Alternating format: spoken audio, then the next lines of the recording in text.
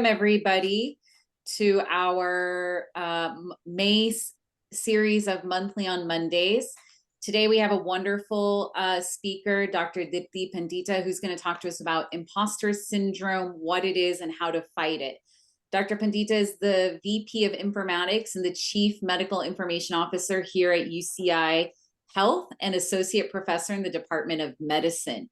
She's board certified in internal medicine and clinical informatics. She received her medical degree from Christian Medical College in India and did her residency training at the University of North Dakota. She's also a board member of the American Medical Informatics Association and the chair of the Medical Informatics Committee for the American College of Physicians, as well as the chair for the MMS Physician Informatics. She also serves as a member for the Physician Advisory Board for EPIC. Deepti has a great passion for using innovation and technology to improve care delivery for the underserved and marginalized populations, and participates in health disparities research, more specifically on bridging digital disparities, and has published on this topic. So welcome, Dr. Pandita. Thank you for taking time out today, and we really look forward to your talk. And to everybody, as Brian said, please do put your questions in the chat and we will cover them at the end of the presentation. Thank you and welcome everyone. I know it asks a lot from you to be attending a webinar, at the end of your day when we all have busy lives. So I really appreciate you being here. And thank you, Dr. Parekh, for that kind introduction. But here is how I introduce myself, especially for the purposes of this talk. My name is Deepti Pandita. I am a female internal medicine physician and an informaticist, and I suffer from imposter syndrome. And a lot of this talk will be a reflection on my own 20-year journey since I self-diagnosed myself with imposter syndrome, and tools and techniques that have served me, the research that I have dived into, and what you guys can take away from my own personal journey, as well as what is out there in the world of research in terms of imposter syndrome, especially as it applies to healthcare and more specifically females in healthcare. So with that, I will digress occasionally to give you examples from my own life. So please bear with me on that, because this is as much as a self-reflection as it is a discourse. So we'll dive into, what is imposter syndrome, why it is problematic, why does it happen? What does it look like in the female physician population? What you can do about it? And what are the resources you can find? Next slide. So diving into my own journey, let me tell you, about 20 years ago, I was dabbling in this field called clinical informatics, which is very sort of male dominated. And I would add to say typically, white male dominated. And I was a female in the world of tech. And so, of course, self-doubt was normal. I did not come from a tech background. In fact, I had no exposure to computers even growing up because I grew up in India. And, with all of that came in self-doubt. I was constantly second-guessing myself. And, just like you have those patients who have doctor shopped because they have a constellation of syndromes or symptoms, and as soon as you give them a name that this is the syndrome you have, or this is what your constellation of symptoms is called, they have a sense of relief. You may not have a cure for them, but just knowing that you can name this is sort of, 80% of the battle. And that's what happened to me. I was suffering from all these various symptoms, and 20 years ago, American College of Physicians hosted a webinar on imposter syndrome, and it was an aha moment for me because I came to the realization, oh my God, I have all those symptoms. So on this graph, you can see that the Dunning-Kruger effect is when people are overconfident, which is, they think they know everything when they really don't. And on the other side of the graph is the imposter syndrome, where you always have self-doubt, where you know things, but you think you don't know them. So, if you reconcile with any of these statements here, I attribute my success to luck or timing rather than my own skills and talents, or I worry that others will find out that I'm not as competent or capable as they think I am, or I unknowingly deceive people into thinking I'm good enough for this job, and now what do I do? Or I don't deserve this success, or I will be exposed as a fraud at any moment. If this is you, then you likely have to think, do I have imposter syndrome? Next slide. So what is the definition of imposter syndrome? It's this feeling of self-doubt, inadequacy, and incompetence, despite evidence to the contrary. It is very common among high-achieving people, and it is also very common. You may have it, you may suppress it, but when you are having career transitions, it will, come up again. So it's a chronic condition. It's not a once and done type of situation, because at career transition points, it will come up again and again. It can affect both genders, but there is a female predominance. And I will dive a little more into the research on the female side of things.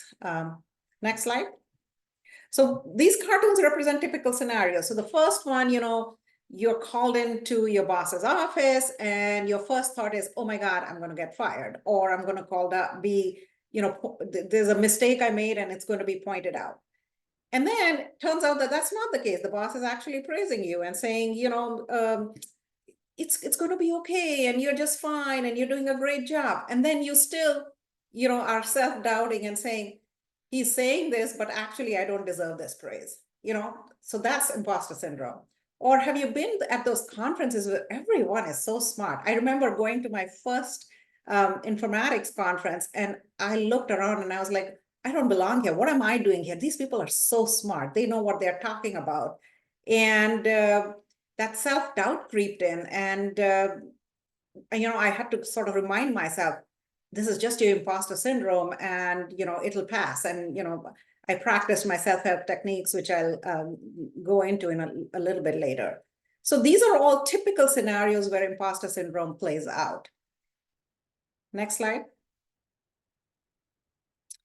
So again, a cartoon representation, it feels like, I know very little. What others think I know, there is a lot of expectation, and they think I know all this body of information, but I think I know only a little bit, whereas that's not the truth. You might know a little bit of a lot of things, and the people think that you know a lot of stuff, and that's the reality, but you are not grounding yourself in that reality. Next slide.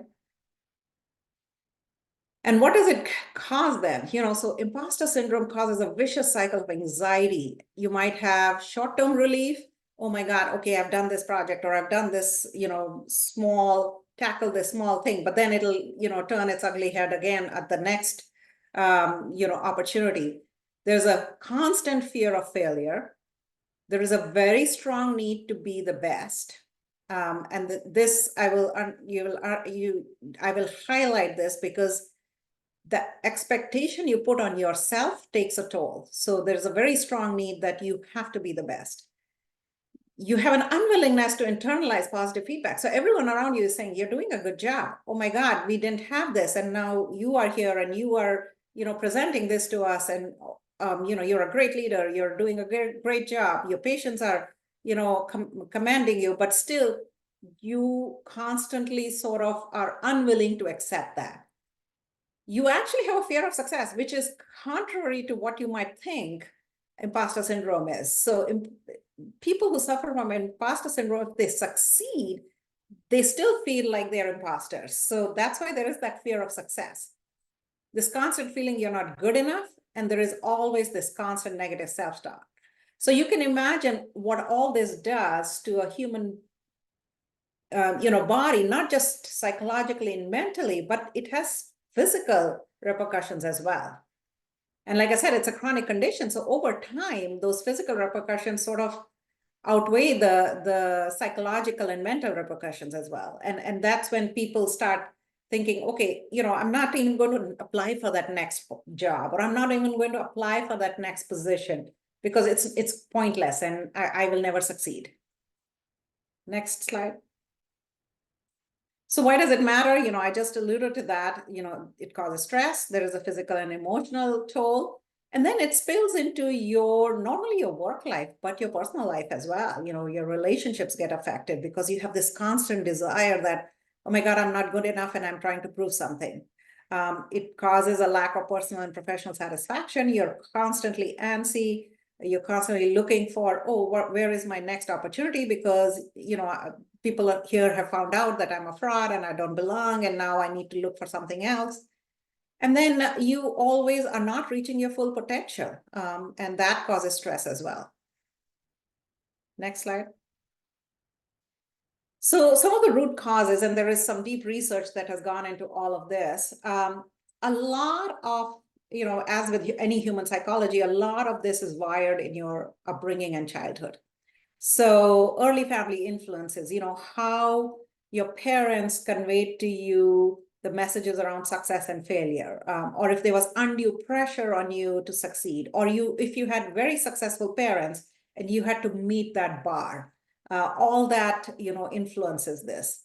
Also myths and labels, how society where you grew up in, sets up those expectations around what success looks like. I can tell you from my own upbringing, both my parents were in academia, very successful.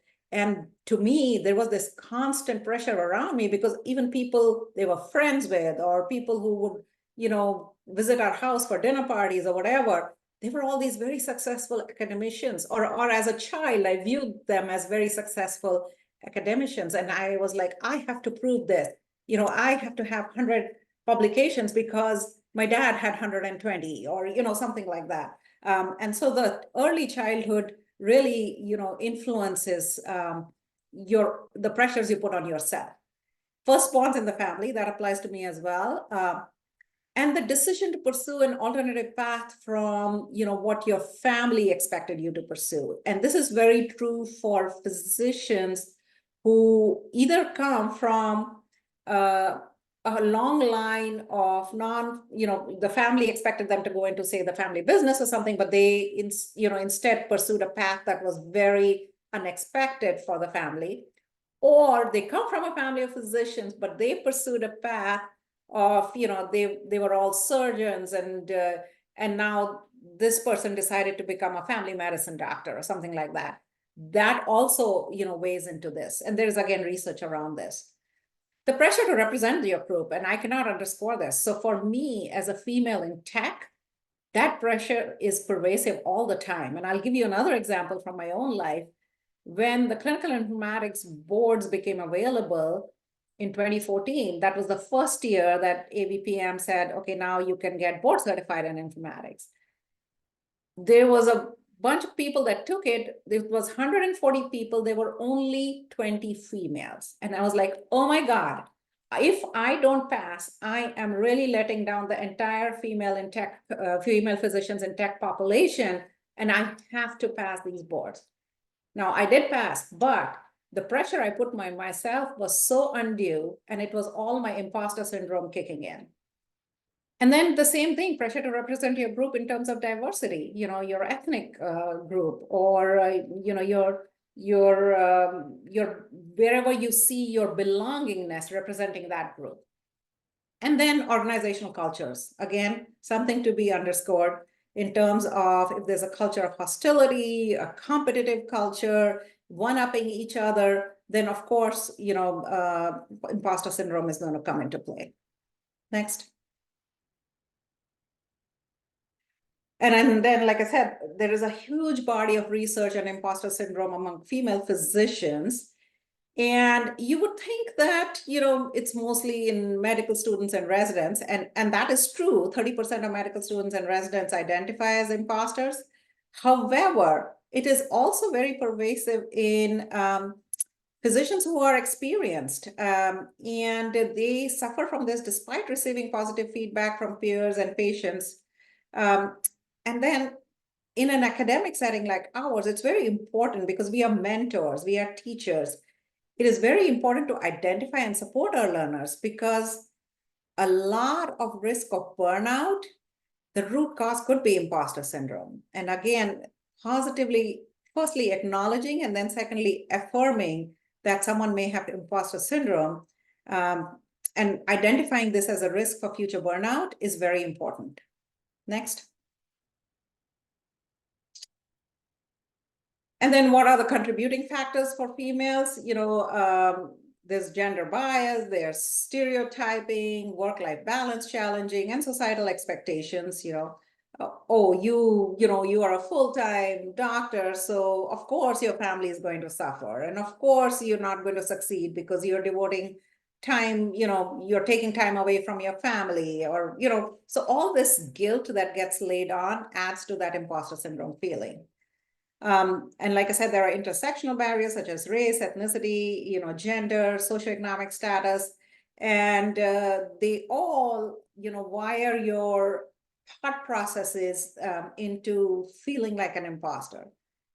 And then coping strategies, research has identified that, mentorship, peer network, self-reflection, cognitive behavior interventions, which we don't teach actually to our physician population, do help mitigate imposter syndrome. And even though this is in the context of female physicians, these techniques apply to all genders. Next. There is a validated tool to measure imposter syndrome. It's called the Clance Imposter Phenomenon Scale. I would encourage everyone, and I have resources in the end of this presentation, which we can share. It's basically 20 statements, and you rate the statements on how true it is for yourself. If the score is 40 or less, you have very few imposter characters. If it's 41 to 60, you have a moderate imposter syndrome. 61 to 80, frequent imposter feelings, and higher than 80 means that you have intense imposter syndrome. And then the higher the score, the more frequently and seriously imposter syndrome is affecting your life. Next.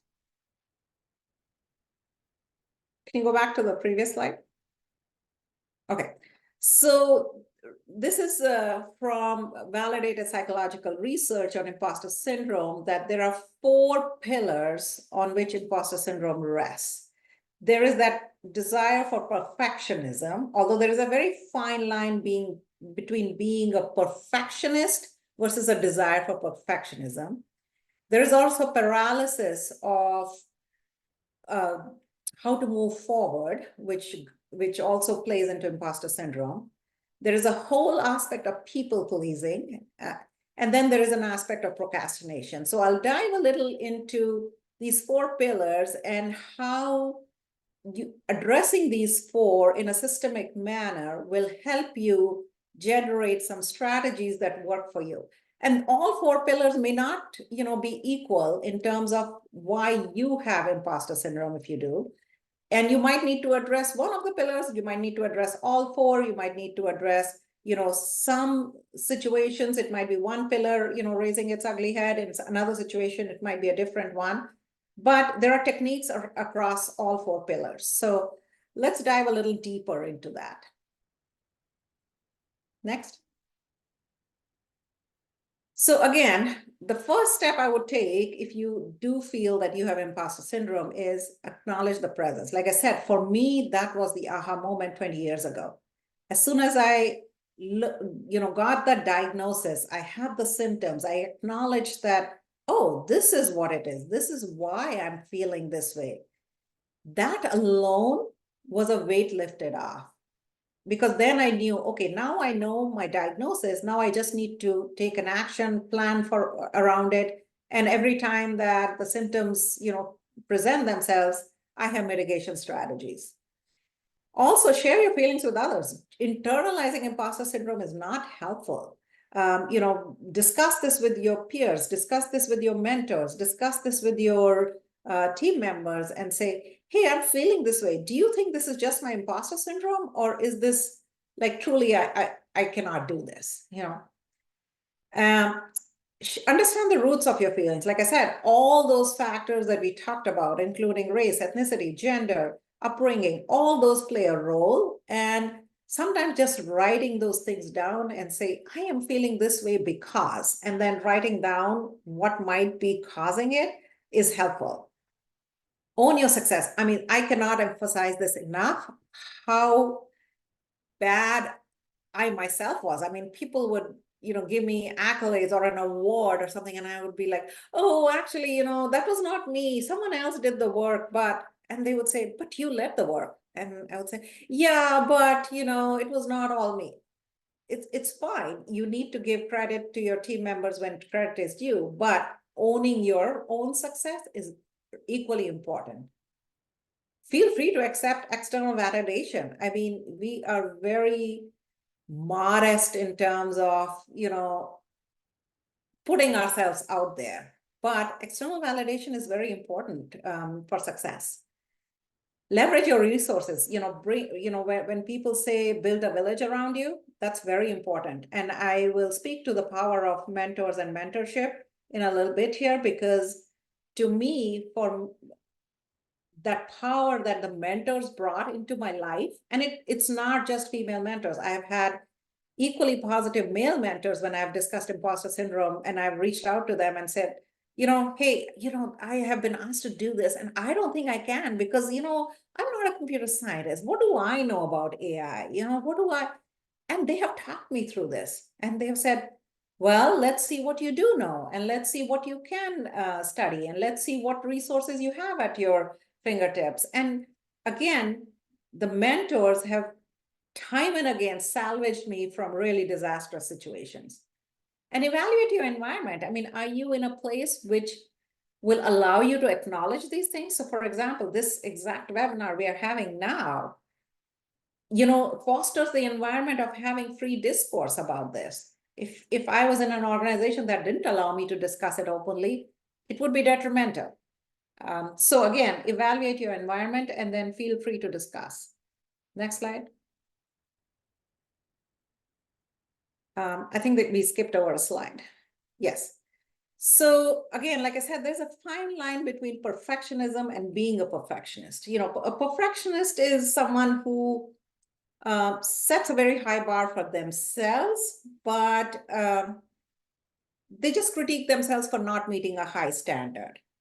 Imposter syndrome is generally considering yourself incompetent. So, perfectionists fear mistakes, but imposter syndrome fear that they'll be outed for being incompetent. So there is a difference there. But there is some intersection between perfectionism and imposter syndrome. And a lot of this is around how you present situations to yourself. So if there's a situation where you would typically say, I should succeed at this, you can reframe that to say, it would be good if I succeeded, or I must get this right. You can say, I would like to get this right if I can, or I have to succeed in, getting this opportunity or this job I applied for.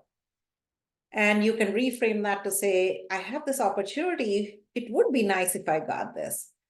And using the will try statement instead of the will statement. So all these are sort of self-help techniques that can address that perfectionist trait in you. Next. People pleasing. I cannot say this enough. I mean, I know people who struggle with this. And while it is very good and it's a good trait to have, especially people who aspire to be leaders, however, as you grow in your leadership journey, people pleasing actually is to your detriment. So how do you mitigate that? Setting up healthy boundaries. Decide before you even say yes to everything, what you are and aren't willing to do. Prioritize your needs in terms of, will I be able to deliver on this? And if the answer to yourself is no, then feel free to say no to that person. Be kind to yourself. Don't put pressure on yourself. Oh my God, I will, do this at any cost. Maybe, at 10 p.m. when my kids are in bed, then I will respond to this person and I will coach them through this. Don't do that. Be kind to yourself. Start with small changes, little things. So For example, create a list and say, okay, I'm a people pleaser, and you guys know, you know who the people pleaser types are. If you are the people pleaser and this is getting in your way and it's causing an imposter syndrome type of situation, start small and say, okay, for the next 3 meetings that I'm in, I will not say, hey, I am here for you. Instead, I will say, here are tools that you can use, and then reach out to me if this is not enough. Just small changes. Avoid over apologizing. Yes, there are times where you need to have ownership and apologize, but repeating that apology actually gets in the way. You apologize and then you reflect and then you work on yourself and move on. Over apologizing doesn't get you anywhere. And you have to get uncomfortable to, embrace these techniques, because the discomfort will actually make you comfortable down the road. And then again, like I said, seek support, whether it's mentors, peers, others in the organization. Feel free. This is not something that you should be ashamed of. You should feel free to talk about this at any forum. Next slide. Procrastination is one of the other pillars. So how do you address procrastination? The procrastinators chronically sort of put away the hard decisions and avoid difficult tasks and look for distraction. Oh, I'll get to this first. And that is a bigger body of work, so I'll get to it eventually.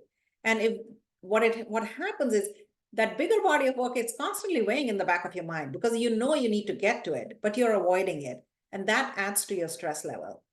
Psychologically, that, it's more acceptable to never tackle a task than to face the possibility of falling short on performance. And that's how you are so sort of forceful on your own system to say, I need to get this right. And then, this is not an understatement, perfect is the enemy of good. You've heard that time and again, and that applies here too. Next slide. And then other ways to address procrastination: reduce the number of decisions you need to make throughout the day, because every decision you make has a consequence. And again, every decision you make takes a toll on your cognition and your self-worth and your, what you're trying to do for yourself. So again, reducing the number of decisions you make in a day is very important. The finish your day before it starts is a technique where, before your prior day ends, make a look through, what am I doing tomorrow? Make a list and practice the planning and organization of your day in advance. So this helps with time management, task management, and it allows you to outline your goals, tasks, priorities before the day even begins. And that's a really good technique. And I try to enforce that in my own day-to-day practice. The nothing alternative is a very simplistic approach where you eliminate unnecessary elements, or you embrace simplicity to achieve clarity and focus. So, which is basically, another way to say this is, okay, I am going to just do this today and the rest can wait. That's the nothing alternative. Focusing on something doable. So break out your work into small chunks. And this has been talked about in the wellness literature forever. And I'm sure I'm preaching to the choir here. I'm sure you all know about this. So, break your to-do list into smaller chunks. And adjusting your environment, very important. So are you in an environment which allows you to be mindful, to be focused? Have you, created a calming space around you? And I know it's not always possible in healthcare. You're in chaotic environments, and some people thrive in chaotic environments. But when you're working on yourself, it really is never productive to be in that chaotic environment. Next slide. All right, so the paralysis. Now, this is a little bit of a heavy one, because a lot of it is around, the whys, and how do you move past? You realize you're imposter syndrome, you're at this impasse, and now how do you move past? The first thing you do is acknowledge. Don't dismiss the feeling, because the feeling is intense. You might dismiss it as anxiety. You might dismiss as, oh my God, oh, of course I don't know this. So, I'm just stupid. I'm just making this up. But acknowledging that you have a constellation of symptoms, that's imposter syndrome, is very important. And then ask yourself, why am I having this feeling today? It may seem like, oh, it's because I really don't know this subject. Or you may not even recognize that it's coming from a place of paralysis. But asking yourself the questions, I sometimes just write down everything. And to me, writing is a good practice of working through my symptoms. And then reflect. Reflect on why you're feeling this way and what skills, knowledge, resources do you have at your fingertips that that you do well. And like I said, I'm presenting the techniques here, but these techniques will not work for everyone. Something will work for you, something will resonate well with you. I'm just telling you what works for me, but reflection is a good technique. I reflect in the written format. Some people might reflect in discussion with a colleague. Some people might reflect in discussion with a spouse. So reflection is an important technique, but how you reflect is up to you.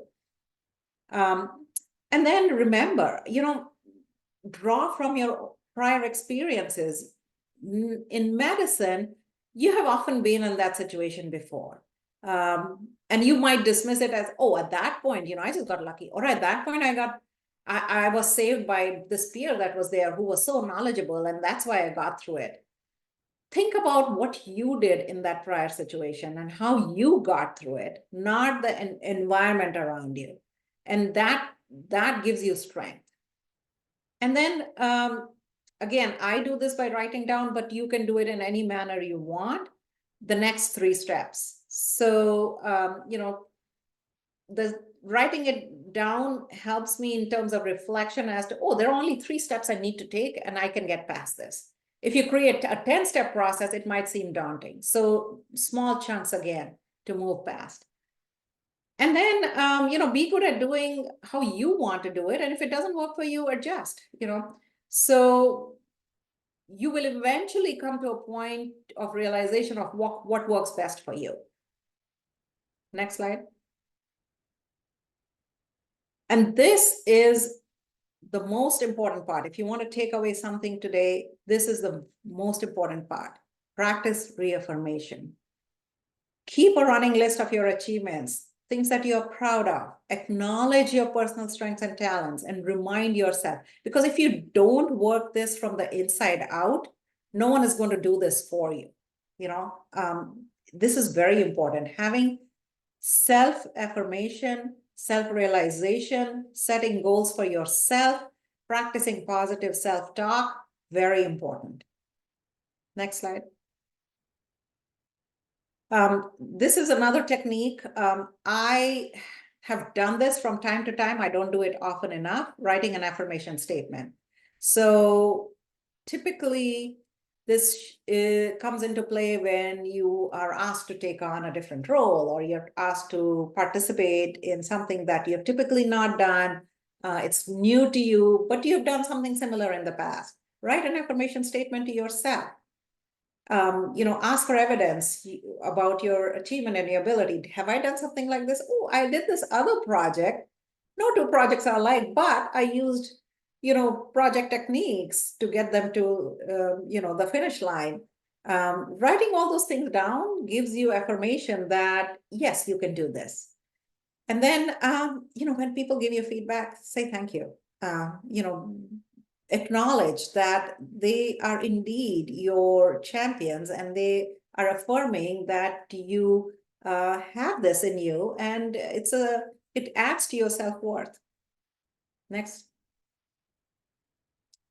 Now, I'll digress a little bit again because we are in an academic institution about imposter syndrome among our learners. it is very pervasive and very common. And as faculty members, it is our duty to help them by telling them that this is not uncommon, provide reassurance, tell them they're not alone in their experiences, and normalize it. They should not be hiding their imposter syndrome. You know, self-reflection.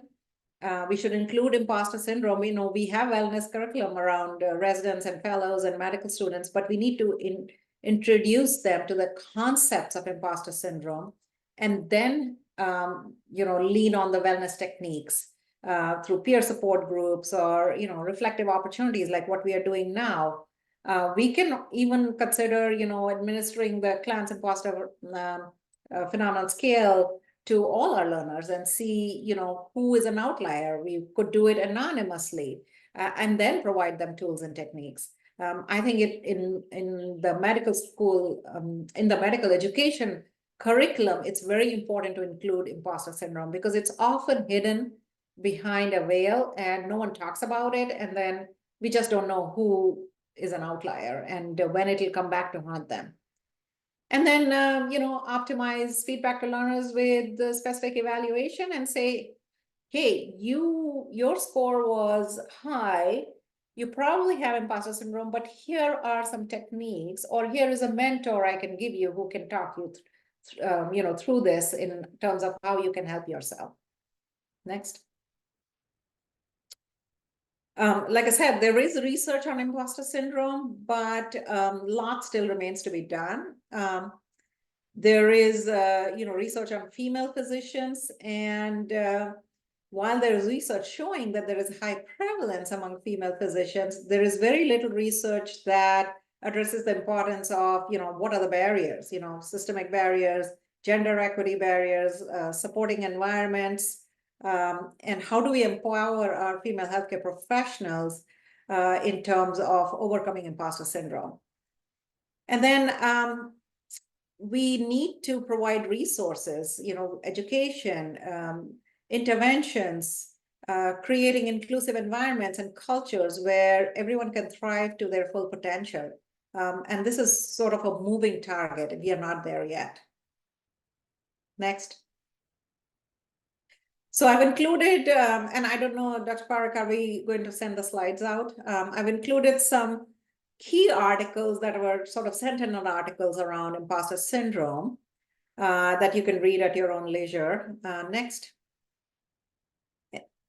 And here are some books, and these four are my favorite, especially the Confidence Code. So Claire Shipman has done a lot of work around imposter syndrome, especially among females, and that Confidence Code book really resonated well with me. So, you know, feel free, any of these four books rise to the top. There are several others, but and I think they are available on Audible as well, so you can, you know, do it while you're out on a walk or something like that.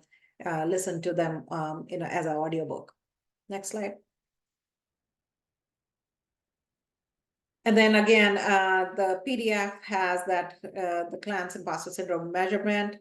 There is these two TED Talks are really good and hopefully will resonate well with you.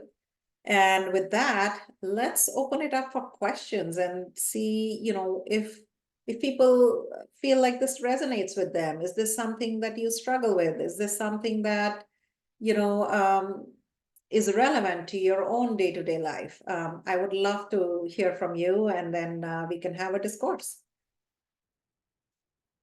Thank you, Deepti. Just did want to tell everybody we will share the slides, and so we'll send that out afterwards, later today or first thing tomorrow morning. So you can have all those resources. We'll open to questions. You can unmute yourself, or if you want, put it in the chat. You can also send an anonymous chat to Nimisha or I, and we can ask the question for you if you're feeling extremely impostered. Yeah, and I was just going to say that, you know, don't feel like you have to be, you know, boxed in to talk about this, because it is a heavy subject and everyone doesn't want to share it. So anonymous is totally fine. Deepti, I wanted to start with a question. You talked about like what an individual can do to start using specific strategies and techniques, and you gave a lot of good ones. What do you think how can institutions create environments that do foster resilience, self-assurance to try to mitigate some of these effects of imposter syndrome? Like, what can leadership do? Yeah, I think number one, start with acknowledgement. Start with education. So again, I really applaud UCI for having sessions like this, because this is not an easy subject. I mean, it's a deeply personal experience for most people, and they hesitate to talk about it openly. So again, creating an environment of sharing, education, and then resources in terms of, like just these books that I talked about, making them available, um, you know, making it, normalizing it and saying, hey, here's a book that I found useful. I don't know if this will resonate with any of you, but there is this thing called imposter syndrome. Have you heard about it? Maybe discuss it at a department meeting. I would say normalization and, honest discussion and reflection. I think that's step one. So I would ask, having felt imposter syndrome myself sometimes, help normalize that, but how do you differentiate between healthy self-doubt and imposter syndrome? You kind of had that Dunning-Kruger to imposter graph. Yes. But what are the key indicators to look out for? Like, no, actually, you're in over your head. That's a great question. So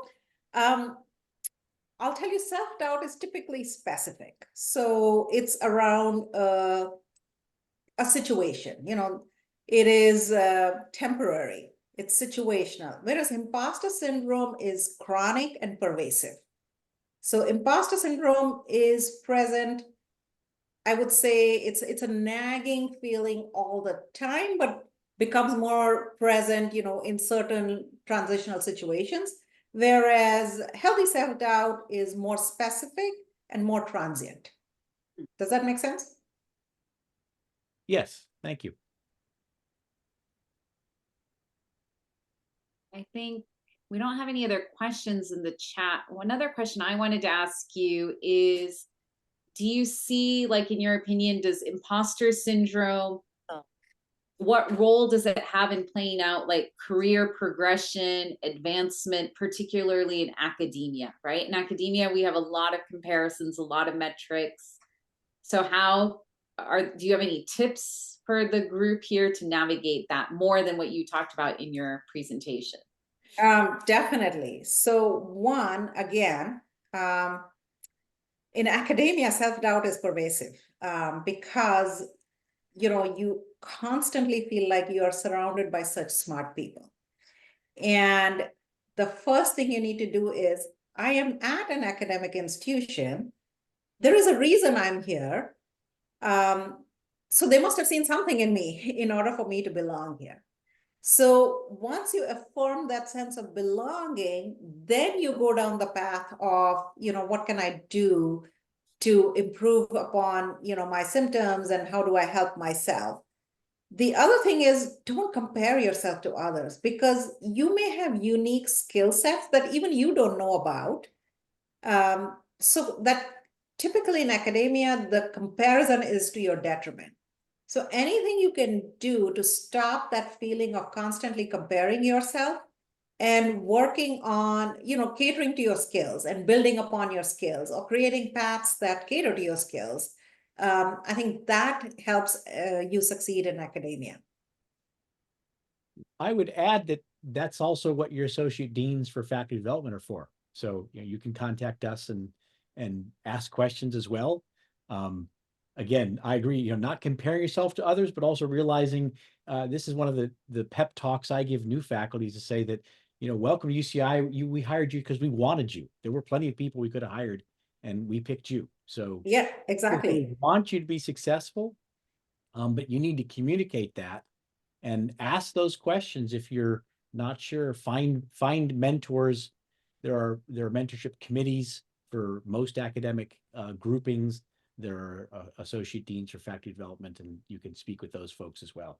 Right. And that can be your affirmation statement, to say, I'm at UCI and they picked me over, 10 other candidates or whatever they had, there is a reason for this. And so that's your affirmation statement. Other questions?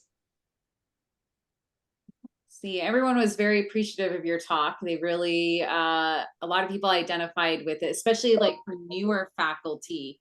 Do you have any tips for like the different levels, maybe for like new faculty and mid-career faculty? Any specific tips?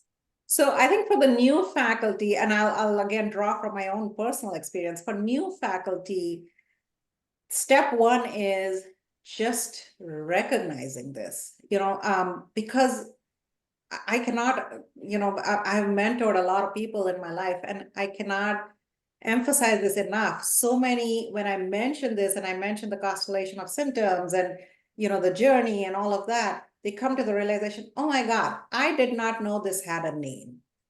So sometimes just that realization that what they're going through has a name, and then that, oh my God, you're not alone.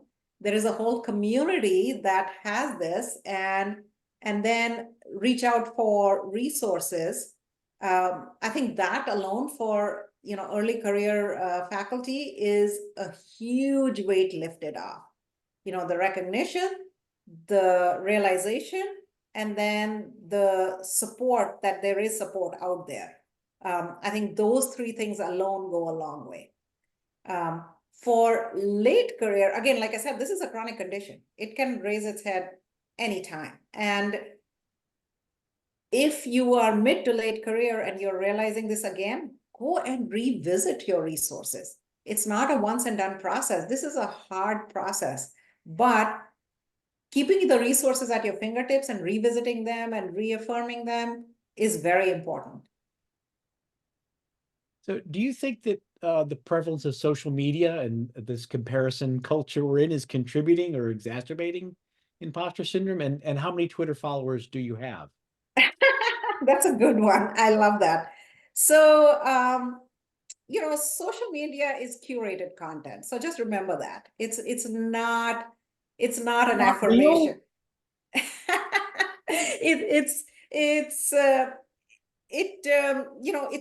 It makes you feel like everyone else is successful and you're not. So, and no one posts their what they have not achieved on Twitter, Facebook, whatever. They are always posting what they have achieved. Now, can you imagine the power of posting what you have not achieved, and then the affirmations or the power that would bring to someone who's suffering from imposter syndrome? But that is not the situation. Society has created social media for only positive accolades. So again, I would rather focus on personal growth rather than comparative growth. Focus on yourself. I mean, don't compare yourselves to others, because that's social media. All it sort of fosters is comparisons to others. And you just need to have your own personal journey, measure yourself against your prior version of yourself. Dr. Pandita, this is Eileen Barsegian. I just wanted to thank you for doing this. One, you opened up so much about yourself and also your experiences and normalized this. I'm just blown away. I wish I was early career, because I could have spared my husband many hours of listening to me talk about my issues. So I commend the committee for doing this, and thank you so much for having this presentation. Thank you. I'm glad it resonated with you.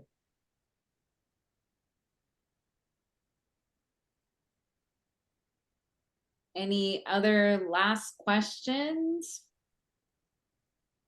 No, I think everyone is reflecting on and that's good. I think a very deep and personal topic. It is a very personal topic, and like I said, I have had a 20-year journey, and I would by no means profess to being an expert or knowing everything about imposter syndrome. It's always a work in evolution, but I'm more than happy to talk to anybody about it, to mentor people around it.